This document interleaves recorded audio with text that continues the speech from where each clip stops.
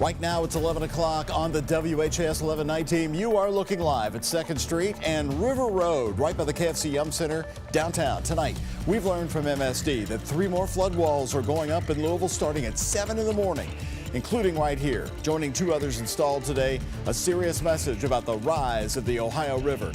Also ahead, from flooding to tornadoes, it's been a messy spring so far. Cleanup underway in Jeffersontown and Middletown after tornadoes touched down last night. The Sky 11 drone showing you this inside of a daycare center on the campus place in J-Town. The roof is gone, toys scattered, and walls caved in. And those downpours are already causing flash flooding to our south and Adair and Taylor counties. Roadways covered with water as the deluge is expected to continue right through this weekend. And we begin with that here at 11.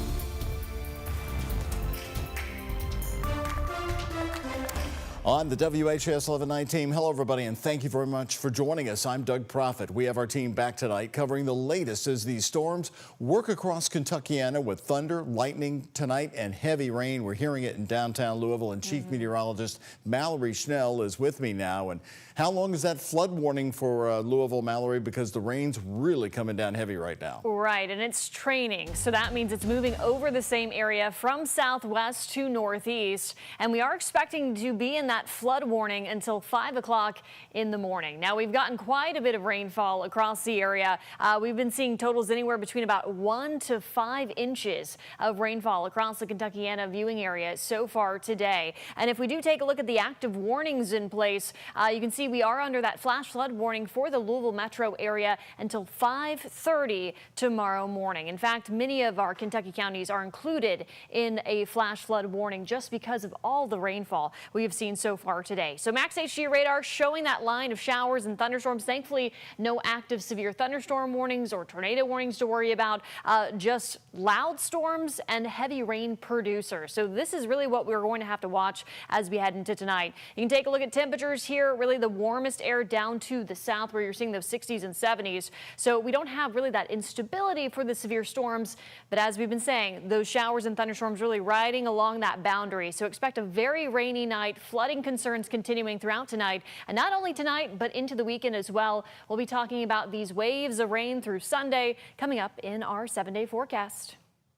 Mallory, thank you. Now's a great time to download the free WHAS 11 app. With the app, you can stay up to date with the latest forecast. Plus, we do stream all of these newscasts on the app. And if you lose power, it's a great way to stay in touch with WHAS 11 News. Almost 24 hours after storms rock Kentuckiana continues to be a top story tonight. Excuse me. WHAS 11 night team's Jose Alonso and photojournalist Aspen Hester covering both sides of the river. And Jose, you're live in downtown Louisville right now, where Louisville's soon going to be sealing itself off from the Ohio River. Doug, yeah, let me just tell you, it's god-awful down here. I'm not going to lie to you. The rain is so intense, and we're starting to see some flash flooding just in this section. But MSD, yes, they said they're going to be closing 3 more floodgates tomorrow morning at 7 a.m. This is in addition to the 2 floodgates they closed earlier. This one right here, underneath the 2nd Street Bridge, where we're coming to you live. This one's a swing gate, and they said it's fairly quick to close. Again, this is closing at 7 a.m., and this wall closing alongside the KFC Yum Center and Witherspoon's garage. The parking garage is going to help from any floodwaters from the rising Ohio River from coming into downtown. MSD is anticipating that the crest of the river will be this Monday, April 7th. But we were also on the other side of the river speaking to Hoosiers who were still cleaning up after last night's severe weather. Take a listen. It was, you could see the whole sky changing, and just like I said, don't know if it was an actual tornado or not, but it was definitely hovering over the top of us. Mike Robinson lives down the street from this scene on Green Valley Road in New Albany. Not just 1, but 2 power line poles snapped in half like toothpicks. Duke Energy quick at work to replace the poles. I heard them popping. They probably started popping because they went down and just stretching those lines out. And within the suburbs of the city, both the birds and squirrels are still in a panic as their home now sits on top of someone else's roof. My grandparents live here, and they went downstairs when the storm started last night, and about 5 minutes after that, they heard a big crack and came upstairs later in the night, and that tree had cracked at the base. Yeah, it is on the power lines back there. They were sparking and popping this morning. Some firefighters came out, they put some tape up, and there wasn't much they could do until the power company comes.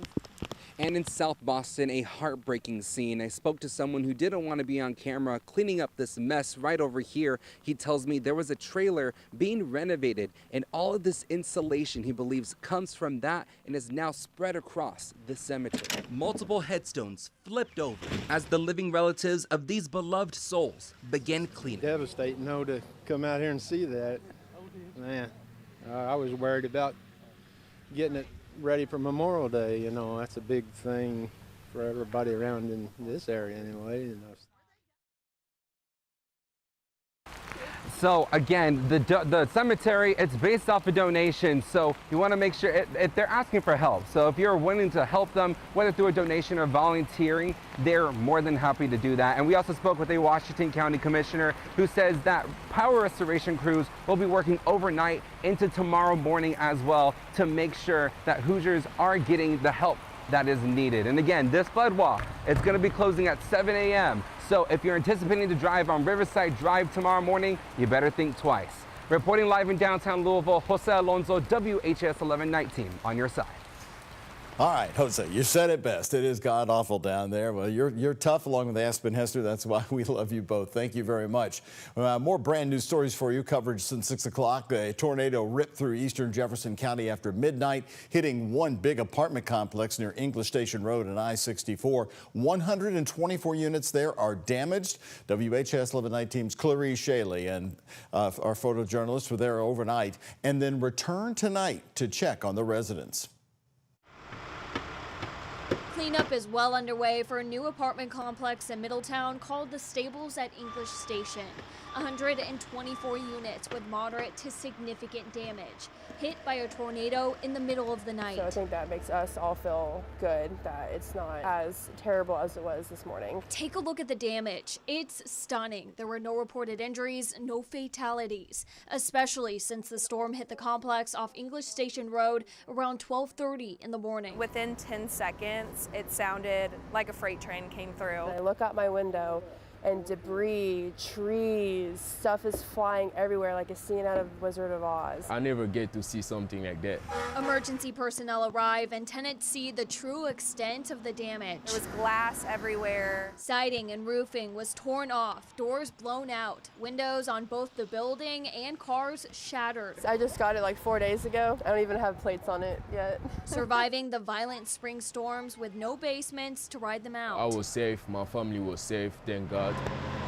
There are tons of trees down lining 64, and neighbors tell me they think that's the path the force took that caused this damage. And it's crazy because the buildings in the front are pretty much fine.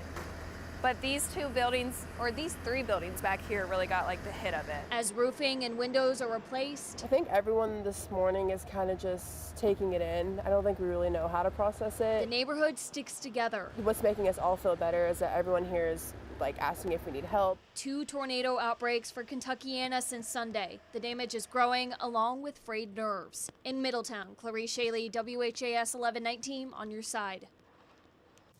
Louisville Mayor Craig Greenberg today did confirm that there were no reports of any injuries across the area linked to these storms. Kentucky Governor Andy Beshear confirmed today that there were no deaths in the Commonwealth linked to the storms overnight. We're also learning, though, that the National Weather Service office in Louisville will not be surveying the damage right away as they have done in the past. The agency says current staffing shortages and ongoing severe weather is preventing them from getting out right away. Mike Kochasik with the National Weather Service told us in a statement that they are short-staffed due to a combination of issues.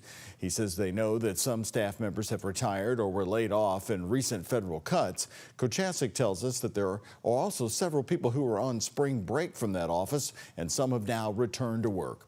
Mayor Craig Greenberg responding to a question about the National Weather Service shortages earlier today. We're hopeful that regardless of any cuts that have been made, that the resources are available in terms of people and dollars to help us right here in Louisville, Kentucky. Kochasik emphasizing they will have survey crews go out as soon as practically possible once the severe weather and the flooding threats are over. And they are asking, though, you to send them photos of damage to NWS Louisville so they can catalog and help confirm the tornadoes later on. President Donald Trump continuing to shrink the federal government by laying off thousands of employees. Kentucky Governor Andy Beshear announcing a new jobs program to help those who were laid off. Kentucky has more than 23,000 federal workers, mostly employed in the Army or the U.S. Department of Veterans Affairs. Some of those workers already let go thanks to cuts made by the U.S. Department of Government Efficiency. Now, Governor Beshear is now hoping that those workers can fill vacancies within Team Kentucky. We know how much you've given to our country. Many of you all served in the armed forces before joining the federal government. And while I can't change how our federal government has treated you recently, what we can do is offer you that other opportunity at a career of service where you can help your fellow Kentuckians. So here's what's coming up, a career fair. That career fair will be held on April 10th from 9 a.m. to noon. There's also a new hotline set up where folks can talk to career counselors. You can find that number and a link to more information about the career fair on our website, WHAS11.com. Meantime, Governor Beshear now suing the Kentucky legislature over what he calls their latest power grab. House Bill 6 would limit the executive branch's ability to create regulations. It would outline exactly when and how the governor can use executive orders. The governor believes this is an intentional violation of the checks and balances of state government. In his lawsuit filed in Franklin Circuit Court, the governor is asking for a temporary injunction to stop the bill from going into effect.